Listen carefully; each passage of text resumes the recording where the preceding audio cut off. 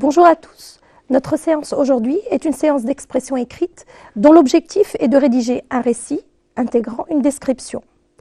Pour ce faire, je vous propose le sujet suivant. Pour la fête de la musique, ton chanteur ou ta chanteuse préférée a donné un concert dans ta ville la semaine dernière. Tu as eu la chance d'assister au spectacle et le lendemain, tu racontes à tes parents ta soirée tout en leur décrivant ton idole. Voilà le sujet. Alors nous allons dans un premier temps analyser, expliciter, décortiquer, comme vous voulez, le sujet pour comprendre le travail que l'on doit effectuer. Nous verrons aussi les difficultés auxquelles on peut être confronté, les solutions, la démarche à suivre pour surmonter justement ces difficultés. Alors voyons ensemble tout d'abord la constitution de ce sujet. Le sujet d'expression écrite ici se compose de deux parties, à savoir la première et la mise en situation. Cette mise en situation est inspirée des thèmes ou centres d'intérêt étudiés au cours des différentes séquences d'apprentissage. C'est donc pour moi une situation significative, motivante, qui doit en principe m'inspirer. Je dois donc avoir des idées à ce sujet. La deuxième partie du sujet est ce qu'on appelle la consigne. C'est ce que l'on attend de moi, c'est le travail que je dois effectuer.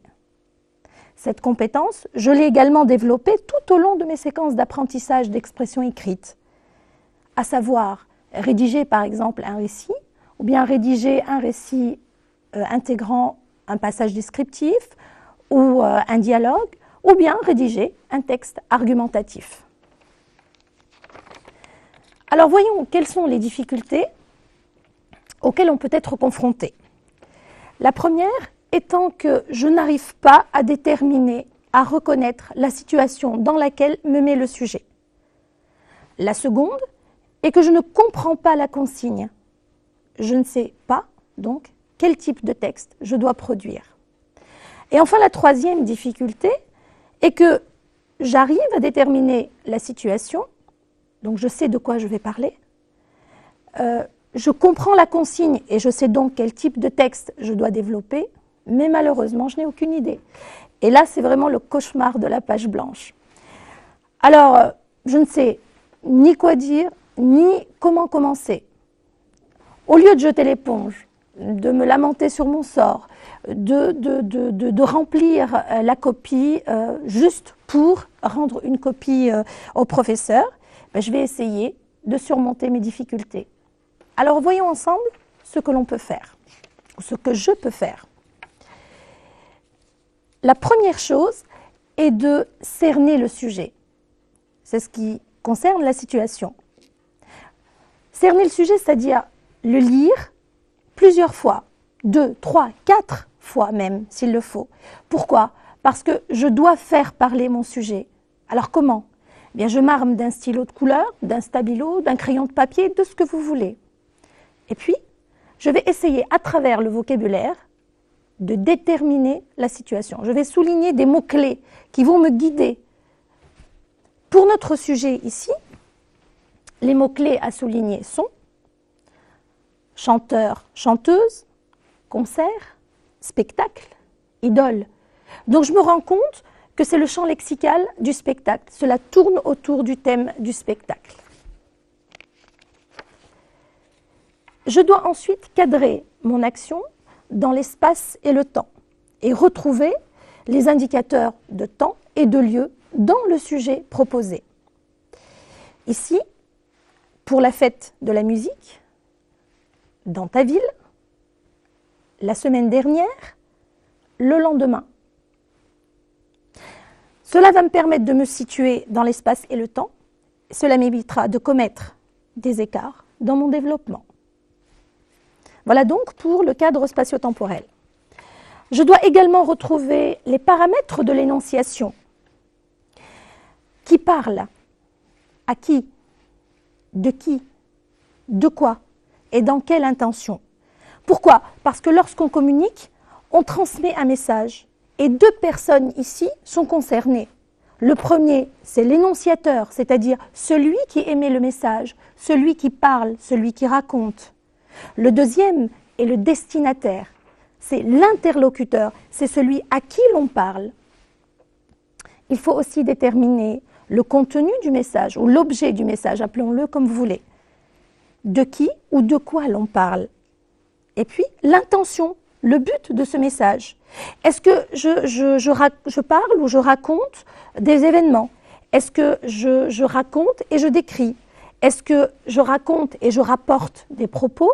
Ou bien est-ce que j'essaie de convaincre quelqu'un? Je peux également exprimer mes sentiments, mes impressions.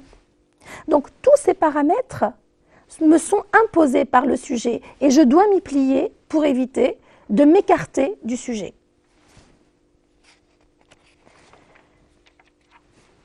Alors, en ce qui concerne notre sujet, retrouvons les paramètres. Qui parle tout d'abord? Qui raconte? C'est moi.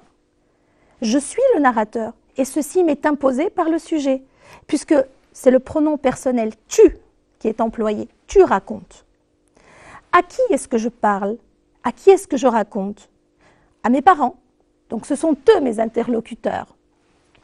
Attention, je tiens ici à préciser que les parents ne parlent pas dans ce sujet. Donc il n'y a aucune réplique à écrire. Il ne s'agit pas d'un dialogue. De quoi maintenant vais-je leur parler? Bien, je vais leur parler du concert, du spectacle auquel j'ai assisté. De qui vais-je leur parler? Ben, je vais leur parler de mon chanteur ou de ma chanteuse préférée, de mon idole. C'est inscrit dans le libellé du sujet. Dans quelle intention? Eh bien, je vais leur raconter la soirée, le déroulement du spectacle. Je vais leur parler aussi de mon idole pour leur montrer que je me suis amusée lors de ce spectacle, que je me suis plu à ce concert et que mon idole m'a émerveillée. Alors, je me pose maintenant la question qui est quel type de texte je dois écrire, je dois rédiger. Alors là, il faut revenir à la consigne du sujet. Et dans un premier temps, cette consigne nous dit « tu racontes ta soirée ». Donc, je m'arrête sur le verbe « raconter » parce qu'il me renvoie au récit, il me renvoie à la narration. Et je suis donc amenée à écrire un texte narratif dans lequel je raconte ma soirée, le déroulement du spectacle auquel j'ai assisté. Alors, rappelons que le récit est une tranche de temps qui commence à un moment donné, qui raconte des faits qui se succèdent dans le temps et qui se termine par un dénouement. Donc, il comporte donc 3 situations. La première, la situation initiale, les situations intermédiaires en 2 et enfin la situation finale. Alors, pour bien raconter, je dois donc être clair. Et là, c'est très très important parce que les faits, les événements que je raconte doivent être expliqués de manière claire et suffisante. Il faut commencer le récit au bon moment. Donc, il faut être capable de découper convenablement la tranche de temps que l'on veut raconter. On a choisi une tranche de temps précise, il faut être capable de la raconter comme il faut. Il est inutile donc de trop remonter dans le temps. Dans notre sujet précisément, il est inutile de revenir à 2-3 jours en arrière pour raconter ce que l'on a fait avant le spectacle. Ce ne serait que pur bavardage. Il faut donc éviter de vouloir tout dire en fait. Il faut également savoir s'arrêter au bon moment, c'est-à-dire quand le récit est complet, quand le récit est terminé. Il ne faut pas couper court, le laisser inachevé et laisser le lecteur sur sa faim. Un autre point précis pour le récit, c'est qu'il ne faut jamais considérer comme connus du lecteur des faits qu'il ne peut pas connaître. Même si pour moi, narrateur, ils sont évidents. Il ignore l'histoire, il ne la connaît pas.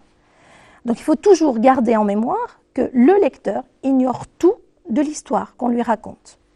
Et ma préoccupation majeure reste donc de rester clair, cohérent, afin que mon récit soit facilement compris de celui qui ne connaît pas l'histoire, et il pourra ainsi l'imaginer et la vivre avec moi. Dans mon récit, je dois être également ordonné. Donc mes événements doivent être ordonnés. C'est-à-dire que ces événements, que ces faits que je raconte, doivent s'enchaîner de manière chronologique.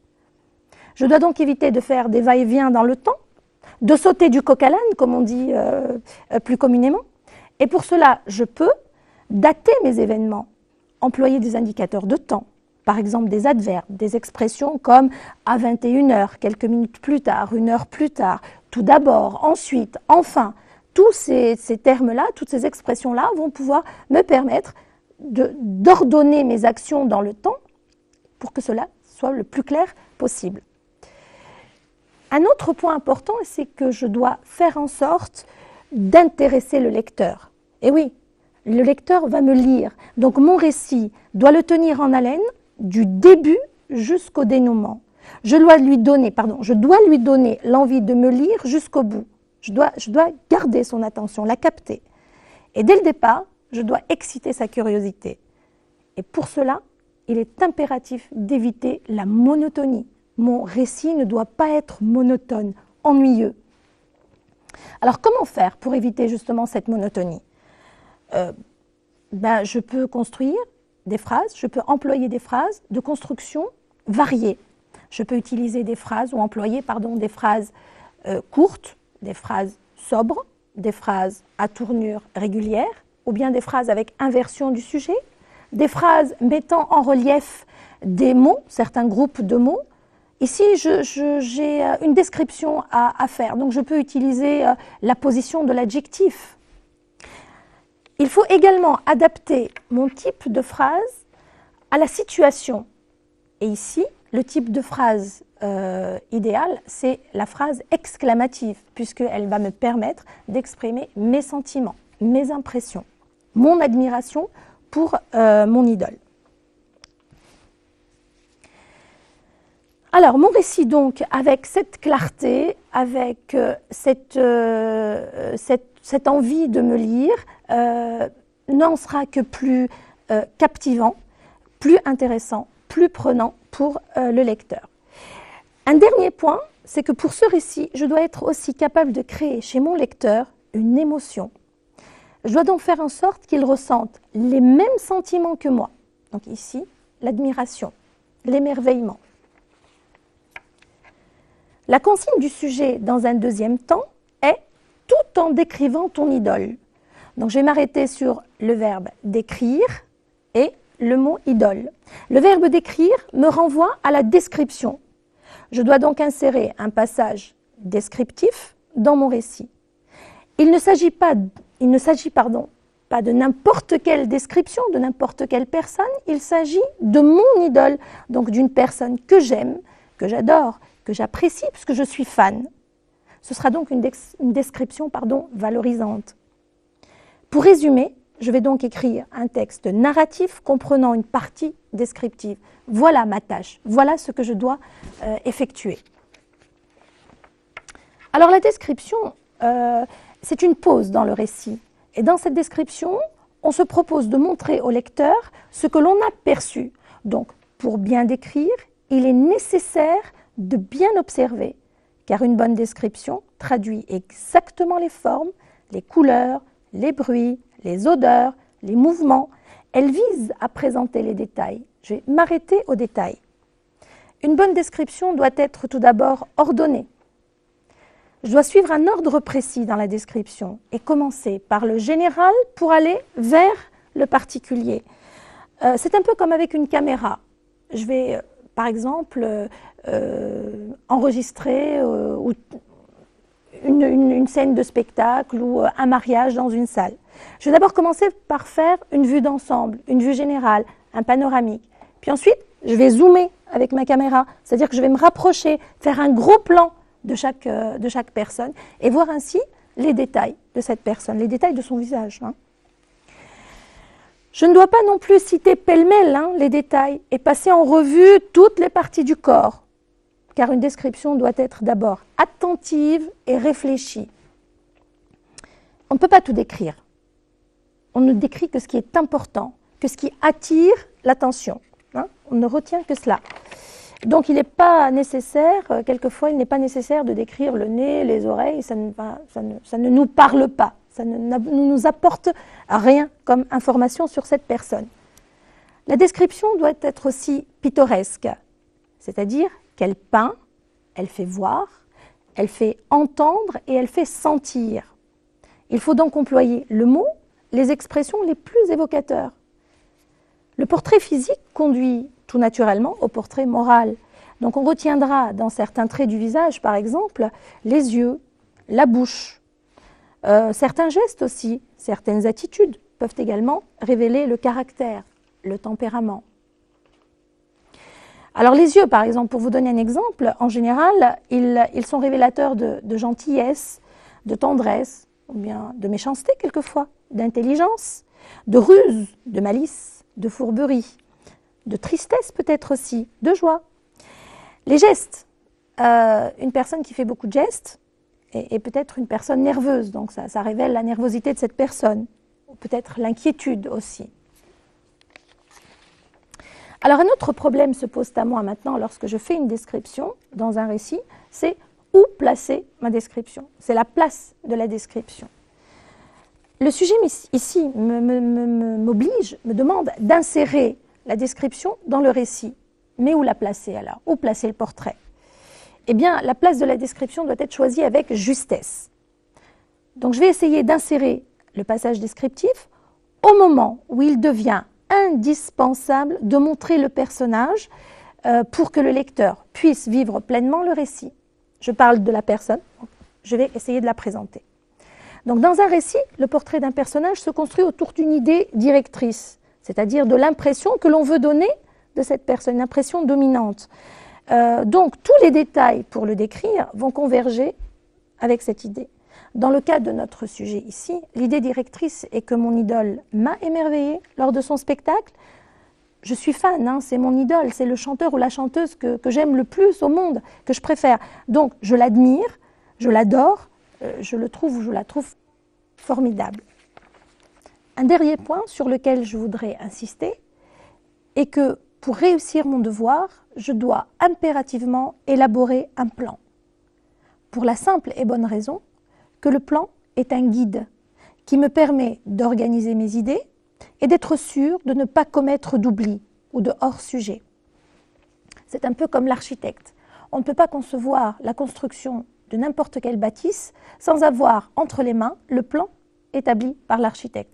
Eh bien, ma copie, c'est la bâtisse, et mon plan pourra me guider pour ne pas oublier les portes, les fenêtres, je ne sais quoi, par exemple. On ne peut en aucun cas rédiger en un premier jet sur la copie à rendre au professeur. Et puis y apporter au dernier moment, avant de la rendre, les corrections, les changements. On risque de commettre des oublis.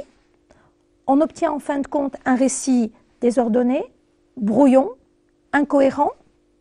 On fait des ratures et la copie est alors illisible, peu présentable.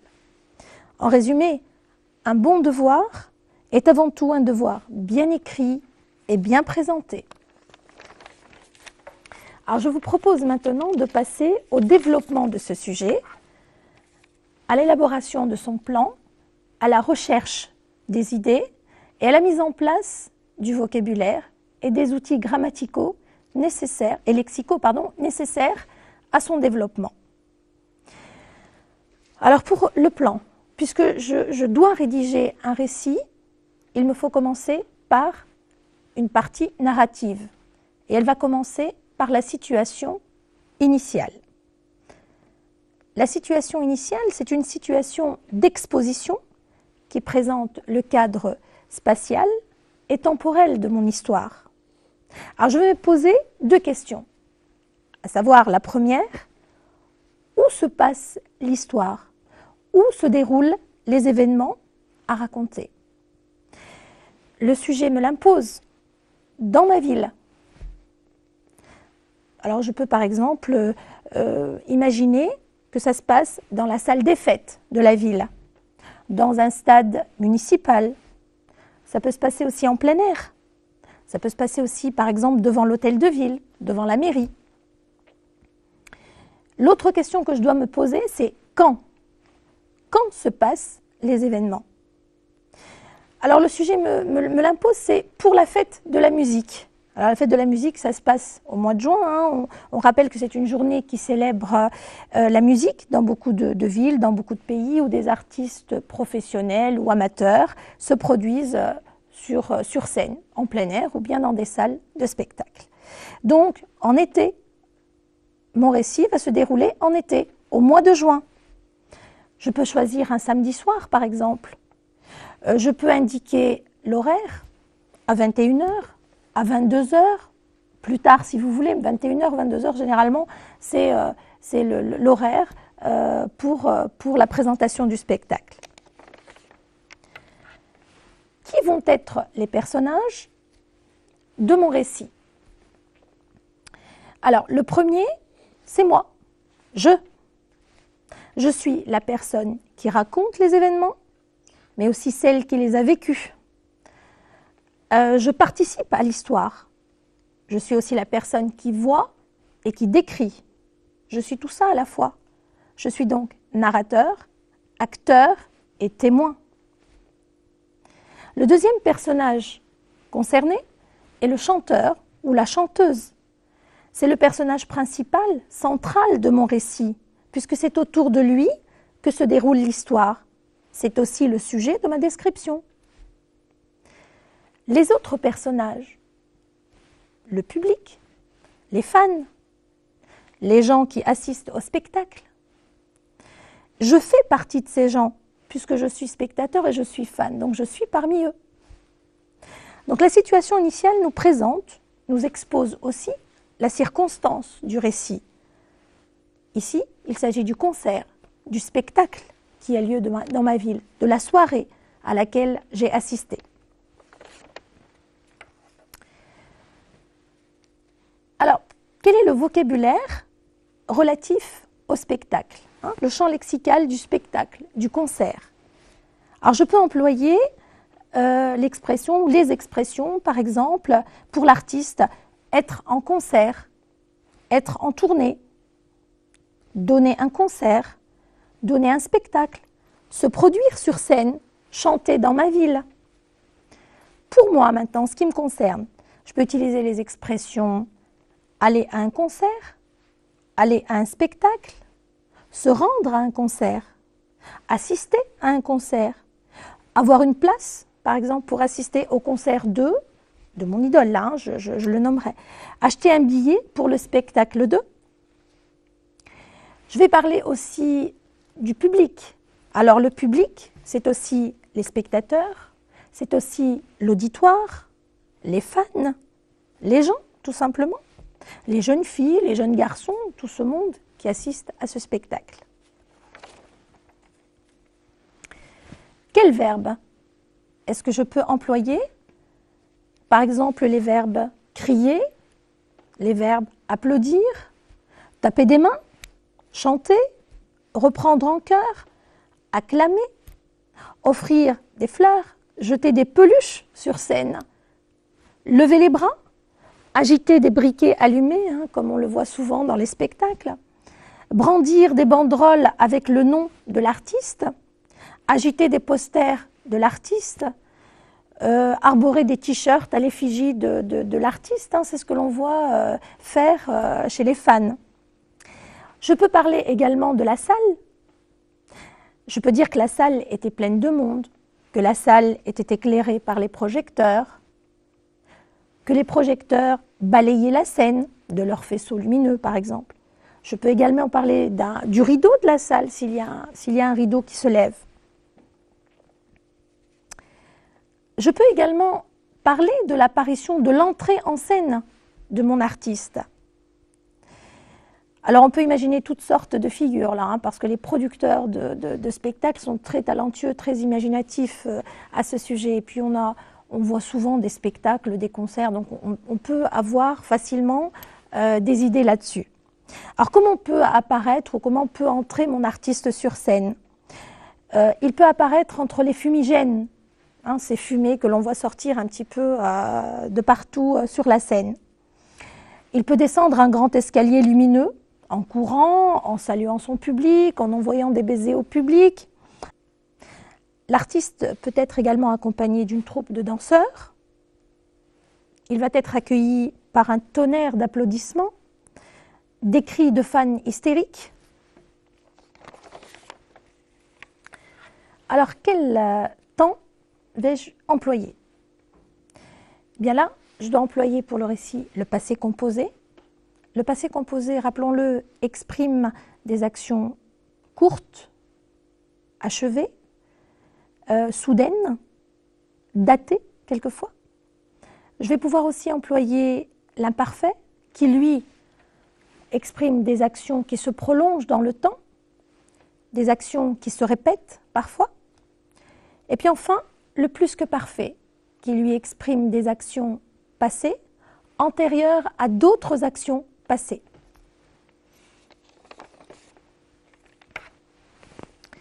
Alors, puisque je parle de l'entrée sur scène de mon artiste, il est peut-être temps de le décrire. Donc, c'est le moment opportun d'insérer le passage descriptif, d'insérer le portrait de mon idole dans mon récit. Alors, il faut aussi peut-être me situer dans la salle par rapport aux autres spectateurs. Comme je vais décrire, je me dois d'être peut-être au premier rang, en face de mon artiste, et ça rendra la situation beaucoup plus réaliste. Alors pour mon personnage, pour commencer la description, je dois d'abord l'identifier et dire si c'est un homme, une femme, un jeune homme peut-être, une jeune fille. Je vais aussi le nommer, indiquer son nom, indiquer sa nationalité, ses origines. Je dois aussi déterminer son registre. Est-ce un chanteur ou une chanteuse classique? Peut-être un chanteuse de rock, de R&B, de rail, de pop, de soul, de slam maintenant. Hein. Donc à vous ou à moi de choisir. Il se peut que ce soit aussi un chanteur solo, c'est-à-dire qu'il chante tout seul, ou bien qu'il soit accompagné d'un groupe. Je me dois d'indiquer son âge. Et là, tout ça, je le sais parfaitement parce que je suis fan. Donc, je suis fan, je lis beaucoup de revues, beaucoup d'articles sur mon idole. Alors, pour son âge, je peux employer les expressions comme mon idole a, mon idole est âgé de, mon idole a environ, et puis j'indique l'âge, bien sûr. Je peux ensuite parler de sa taille, de sa silhouette. Alors une silhouette, par exemple, sylphide, filiforme, mince, frêle pour une femme. Elle peut être grande, elle peut être petite, elle peut être de taille moyenne. Je peux parler aussi d'une silhouette svelte, élancée. Maintenant, si je parle d'un chanteur, d'un homme, donc, je peux préciser qu'il est grand, qu'il est mince, qu'il est fort, qu'il est robuste, qu'il est musclé. Sa coiffure maintenant, alors on va la passer en revue. Des cheveux longs, des cheveux courts, des cheveux raides, frisés, ondulés, fins, soyeux, blonds, bruns, roux. On choisit la couleur. Je peux parler d'une chevelure par exemple en cascade, ses cheveux coiffés en queue de cheval, des cheveux qui retombent en cascade sur ses épaules nues, qui masque la moitié de son visage. Alors pour un homme par exemple, je peux aussi également parler de cheveux courts, de cheveux coupés très courts, des cheveux ras ou rasés. L'artiste peut être coiffé d'un bonnet, d'une casquette. Son teint maintenant, un teint clair, un teint mat, un teint rayonnant, éblouissant de fraîcheur, de naturel.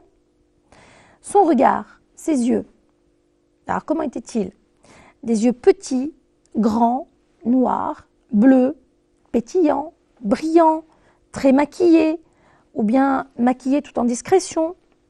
Un regard ambré, un regard perçant.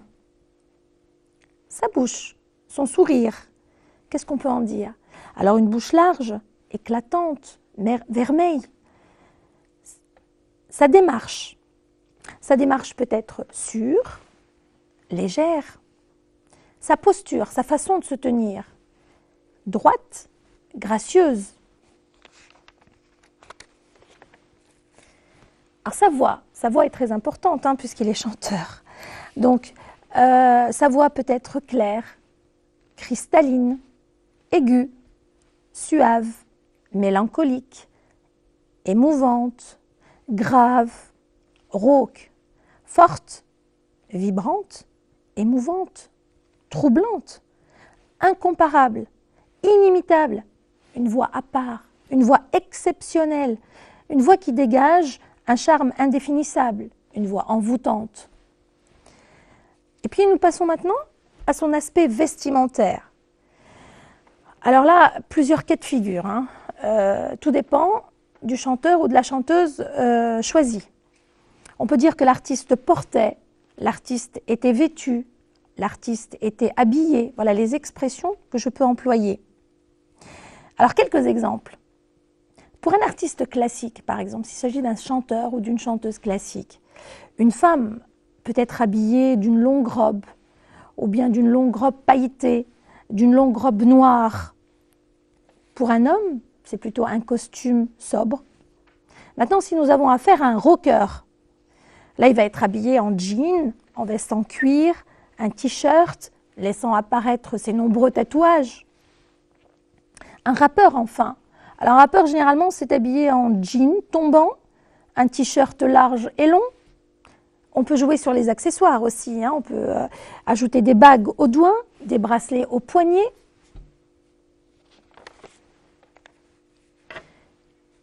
Alors, voyons ensemble maintenant, si vous voulez bien, les outils grammaticaux que je vais devoir utiliser pour cette description.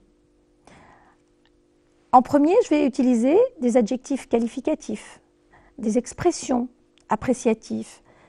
Par exemple, merveilleux, magnifique, superbe, surprenant, extraordinaire, éblouissant, époustouflant, talentueux, à la hauteur de sa renommée, de son talent, égal à lui-même ou à elle-même.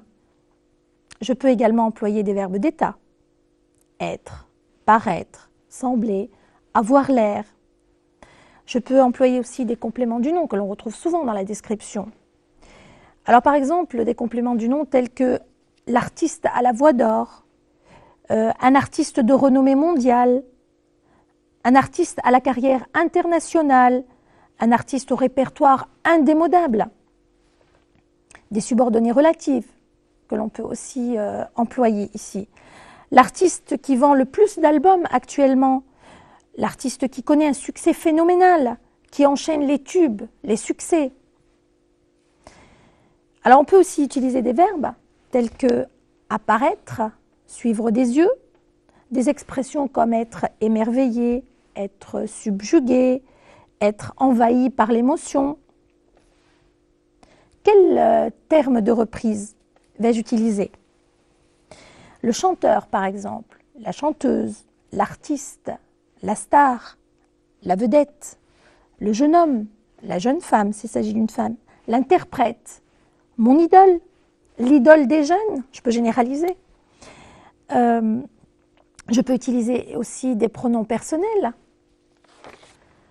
Le, la, l'apostrophe, les pour les spectateurs, il. Voilà. Alors maintenant, je peux passer à ce que faisait aussi l'artiste sur scène. On peut imaginer que l'artiste courait d'un bout à l'autre de la salle, suivi par les projecteurs. On peut imaginer que l'artiste bondissait, que l'artiste dansait tout en chantant, qu'il agitait son micro, qu'il faisait vibrer sa guitare électrique, s'il s'accompagnait d'un instrument.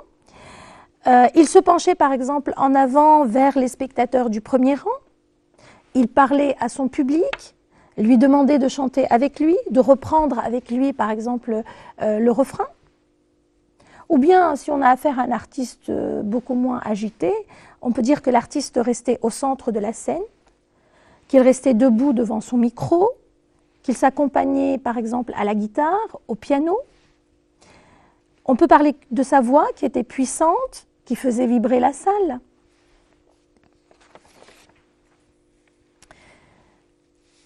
Mes sentiments aussi au moment du spectacle sont importants à décrire. Donc je peux dire que moi je vibrais de tout mon être, que je tremblais. Je peux dire que j'étais enivrée par la musique, j'étais transportée par les mélodies, J'étais conquis ou conquise par le charme et la puissance de sa voix. J'avais la chair de poule. J'avais envie de pleurer comme le font certains fans. J'avais envie de rejoindre mon idole sur scène, de chanter avec elle. Alors, nous allons terminer par la situation finale, c'est-à-dire comment s'est terminé le spectacle. Donc, c'est la fin de mon récit. J'ai fini de décrire et je vais donc passer à la fin de mon récit. Alors, que fait par exemple l'artiste à la fin de son spectacle? Eh bien, l'artiste a salué le public. Les spectateurs l'ont fortement applaudi. Les spectateurs l'ont longuement applaudi. Ils l'ont rappelé plusieurs fois. Ils lui ont fait une ovation. Ils se sont levés. Puis la salle s'est peu à peu vidée, par exemple. Ce que font généralement les fans, c'est qu'ils attendent à la fin la sortie de leur idole pour le voir de plus près, pour le toucher, pour lui parler, lui offrir par exemple un cadeau, lui demander de signer une photo, de faire une dédicace, ou bien de le prendre en photo, de lui exprimer leur admiration. Alors qu'en est-il maintenant de mes impressions? Donc pour finir, je peux exprimer mes impressions, mes sentiments à propos du spectacle et de mon idole. Et je peux dire donc que mon idole a présenté un spectacle de qualité. Il a fait un tabac, comme on le dit plus communément. Mon idole a fait une magnifique prestation, a été à la hauteur de sa renommée, et une fois de plus, prouvé son talent, conquis le public. Je peux également ajouter qu'il mérite son surnom de prince du rail, roi de la pop, diva du R&B par exemple. Et là, je peux aussi dire que c'est vraiment la meilleure voix du monde. Là, je ne vais pas freiner les compliments, les louanges, puisque c'est mon idole. Je peux dire aussi qu'il est réellement la meilleure voix, qu'il est sans aucun doute la meilleure voix. Je peux utiliser ces différentes expressions. Qu'en est-il maintenant de mes sentiments pour finir? Eh bien, je peux dire que je suis ravie d'avoir passé une si belle soirée. Mon rêve de voir mon idole sur scène s'est enfin réalisé. J'ai la tête encore pleine d'images, j'ai des chansons qui me trottent encore dans la tête. J'aurais tant aimé aller l'embrasser, le voir dans sa loge. Je n'oublierai jamais une telle soirée. J'aimerais assister à tous ces spectacles. J'aimerais le suivre dans sa tournée, que sais-je encore. Voilà donc en ce qui concerne le développement et la recherche d'idées et du vocabulaire pour ce sujet. J'espère que cette séquence vous a plu et j'espère vous retrouver prochainement.